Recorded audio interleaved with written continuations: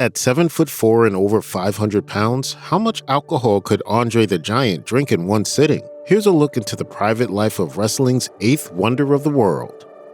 Andre Rene Roussimoff, who would eventually come to be known worldwide as Andre the Giant, was born in rural France in 1946. When he was young, it wasn't obvious that he would grow to such a remarkable size. However, when he first went to school, he discovered he was significantly larger than his classmates. Andre didn't inherit his size from his parents. His mother was only 5'2" and his father was 6'2". It apparently didn't come from nowhere though. According to family stories, Andre's grandfather was 4 inches taller than the Giant would be at his peak, standing at an incredible 7 feet and 8 inches.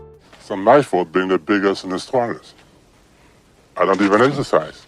When Andre started to grow even bigger and stronger, the adults in his life tried to give him advice and tell him what path to take. Regardless, the young Andre was determined to make his own decisions. He became interested in sports and was highly athletic as a child. He played soccer and rugby, and he trained as a boxer. Of course, his big break would come in the wrestling ring. Andre the Giant's life has become so mythologized that it can be difficult to determine historical fact from fiction. One of the most popular stories about Andre was that, as a child, he got regular rides to school by Samuel Beckett, the famous playwright behind Waiting for Godot. Cary Elwes, who was Andre's co-star in The Princess Bride, relayed a story during the commentary track for the special features section of the film that Andre himself had told him. As the story goes, when the famous wrestler was a child, he had grown too big to fit on the school bus and had to be driven to school by car instead. His parents couldn't afford a vehicle, but his father, who was working as a handyman at the time, happened to mention it to a neighbor whose home he was working on, Samuel Beckett. Beckett had a car that could fit Andre, so he became his regular ride to school. Since then, members of Andre's family have set the record straight about their relationship with the playwright. It's likely that Andre and Elwes embellished the story. The wrestler's brother explained that there was never a school bus in their tiny hometown, so all the students had to walk. Beckett, who was indeed their neighbor, had a truck that he would use to give all the neighborhood children rides to and from school, including Andre. Andre left school as soon as he was able, at the age of 14. He didn't want to spend his life living on the family farm. He wanted to be somebody. His father didn't try to stop him from leaving, but he assumed that his son would come back home in a matter of days. Before departing, Andre told his parents, "If I make some money, you'll see me again. But if I don't make any money, you'll never see me again." When he finally returned home 5 years later, he was already massively successful. His parents had seen him on TV, but they didn't recognize the famous Andre the Giant as their son. His mother didn't even recognize him in person and slammed the door shut when he tried to come inside. Andre remembered it took her almost 10 minutes to open the door again. His parents let him in, but they still didn't realize who he was. It wasn't until he spoke to them in Polish, the language they had used in the house when he was a child, that they realized that their son had finally come home. Until the turn of the millennium, all French men over the age of 18 were required to spend time serving in the military. While visiting his family in 1965, Andre was sent a draft notice. As the story goes, a surgeon responsible for performing physical examinations to determine who was fit to serve spotted Andre and another man walking to the exam together. From a distance, he thought that Andre was of average height, and the other man was extremely short. The surgeon commented that there was no way such a small man would be allowed to join the army, but when the two got closer, he realized his mistake. As the surgeon had predicted, Andre was declared unfit for service because the shoes and cots the army provided were too small for him. It was also believed that he would be too tall to fight in trenches. Andre's size alone had disqualified him from military service, but even if the army had been able to provide him with a larger uniform, it's possible he still would have been exempt. His tremendous size and strength helped to make him a beloved star internationally, but they were the result of a serious medical condition. On a wrestling tour in Japan, where he was billed as Monster Roussimoff, Andre had a medical exam in which the doctor diagnosed him with the glandular disorder acromegaly, sometimes referred to as gigantism. This rare condition causes the pituitary gland to create too much growth hormone. In addition to growing to a larger than average size, acromegaly can cause chronic joint pain and lead to conditions like heart disease. Andre never told his family about the diagnosis and refused treatment even when his condition became life-threatening. His close friend Jackie McCauley recalled the Giant saying, "If this is the size that God wanted me to be, I'm going to be this size." Unfortunately, it was complications from the disorder that caused a heart attack that led to Andre's death at the age of 46 in 1993. According to wrestling promoter Arnold Skolin, however, Andre had already come to terms with his own mortality. And that's why he drank and just did whatever he wanted to do, just to enjoy what time he had.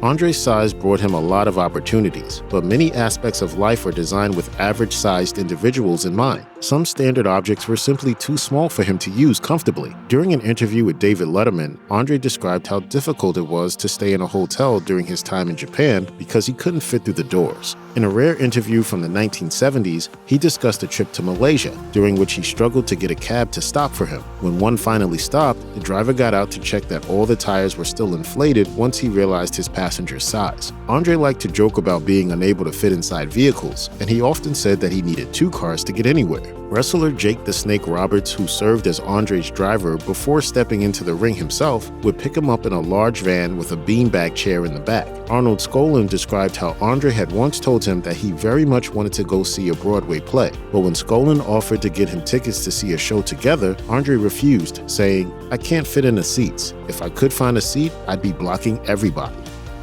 Celebrities in general get a lot of attention when they go out in public, but Andre's distinctive frame made him especially recognizable. As such, he was constantly mobbed by fans. When on tour in Japan, Andre would playfully chase anyone he noticed trying to take his picture. When he caught them, he would sometimes break their camera, although his friend Ted DiBiase suspected that the wrestler paid them for the damage. In an interview with David Letterman, Andre joked that when people saw him coming into a bar, they were too intimidated to stay. When they did stick around, they were usually speechless. What do they say when they see a man your size? Or when they see you?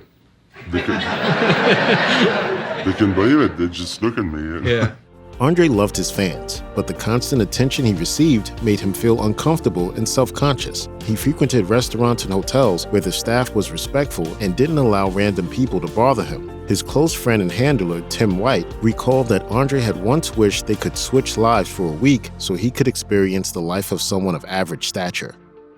One of the most legendary parts of Andre the Giant's private life was how much alcohol he could drink. Some claim that he was able to down 100 bottles of beer in one sitting, but since so many of his drinking companions would end up blacking out, there weren't many witnesses. His brother Jacques Roussimoff stated that despite Andre's chugging abilities, he was typically the most sober of the bunch and often acted as the designated driver. On one occasion when Andre was having dinner with a friend, no, not that Andre. When Andre the Giant was having dinner with a friend, he instructed restaurant staff to bring him a trash can full of beer and ice. While the vessel he chose to drink out of that night was certainly unusual, the quantity of beer he consumed wasn't out of the ordinary. Jake the Snake Roberts once recalled picking up beer after a show and purchasing 2 cases for Andre alone. Roberts told CBS, "He wasn't drunk. That was pretty amazing to me." In an interview with David Letterman, Andre confirmed that he had once drunk 117 beers in a single night. He also stated that he had since quit drinking, but only beer. He would still enjoy 2 or 3 bottles of wine with dinner. As a professional wrestler, Andre the Giant was always traveling. He estimated that he was away from home almost 90% of the time, an average of 320 nights a year. Promoter Dory Funk told CBS that events with Andre sold out no matter where they were, from New York City to Los Angeles. He recalled that the WWE was willing to do anything to keep him in the ring. When he asked Vince McMahon Sr. how much Andre should be paid, the WWE chairman responded, "Just keep him happy." Promoters often assigned drivers for Andre, but with shows around the world, he typically had to fly. On flights, he would frequently ask for 2 or 3 dinners, and he always traveled first class because the seats in coach were too small for him. Andre would always check in advance that the hotels he planned to stay in were able to provide him with a king-size bed. He said that a hotel owner once tried to charge him extra for his accommodations by saying, "You're a big guy, you have to pay double." Even though Andre was constantly on the road, he always stayed close with his friends, including many that he had known since his childhood on the farm in rural France. Jacques Roussimoff fondly remembered seeing his brother come back to town saying, "When we saw the car, we knew right away that the big one was here," as we used to call him.